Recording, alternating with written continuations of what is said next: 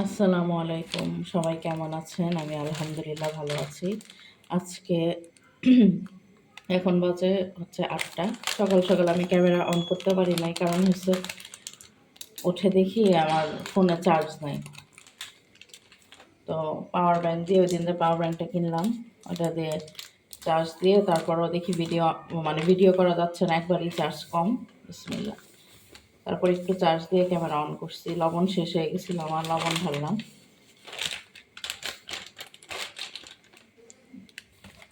আর ওইদিকে হচ্ছে বাবারে পাওয়ার ব্যাংক নিয়ে হচ্ছে ভিডিও করতে ঝামেলা।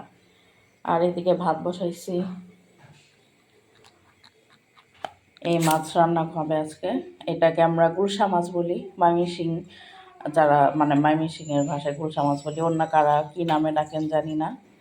এই মাছটা দিয়ে হচ্ছে ওই সিম দিয়ে ফুলকপি দিয়ে রান্না করব। ডিম সিদ্ধ দিব, সকাল সকাল ডিম খাওয়া হবে বাচ্চাদের জন্য।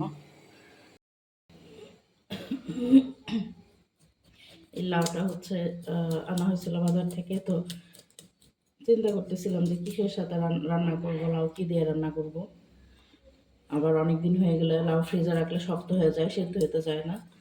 পরে আজকে চিন্তা করলাম যে তার ডাল দিয়ে রান্না করে ফেলি।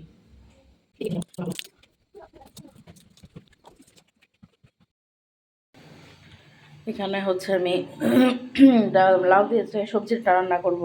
লাউ কেটে রাখছি, এখানে ফুলকপি, সিম আর টমেটো কেটে রাখছি মাছের জন্য। আর মাছ হচ্ছে একবার লবণ দিয়ে ধুয়ে আবার লবণ দিয়ে মাখায় রাখছি। এই মাছটা অনেক ভালো করে ধুতে হয়। যতই ধুতে থাকি দেখি যে কালো কালো একদম পানির মতো ময়লা বের হচ্ছে। আর ভালো করে না ধুলে কেমন গন্ধ গন্ধ লাগে আর কি আমার কাছে। এই মাছটা ভালো করে ধুই। আর এখানে হচ্ছে আমার ডিম সিদ্ধ দিয়েছিলাম, ডিম সিদ্ধ হয়ে গেছে।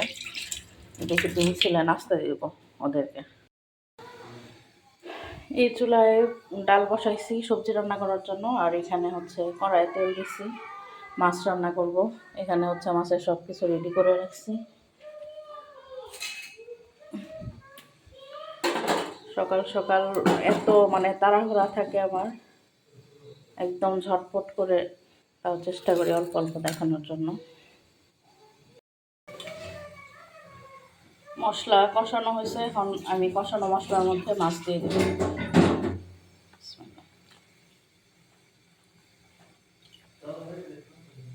আর ওইদিকে ওই চুলায় আমার ডাল ফুটতেছে। মাছগুলা ধোয়ার সময় এত তেল ছিল মাছের মধ্যে, আমার হাতে একদম সাদা সাদা তেল লেগেছিল। ভালোই হবে মনে হয় মাছগুলা। আর একদিন রান্না করছিলাম, আজকে রান্না করে দেখি কেমন হয়। মাছগুলো একটু কষায় উঠে রেখে তারপরে হচ্ছে সবজিগুলো যে কেটে রাখছে ওইগুলো দিয়ে দিব। আর এখানে ডালের মধ্যে হচ্ছে হলুদ দিয়ে দিই।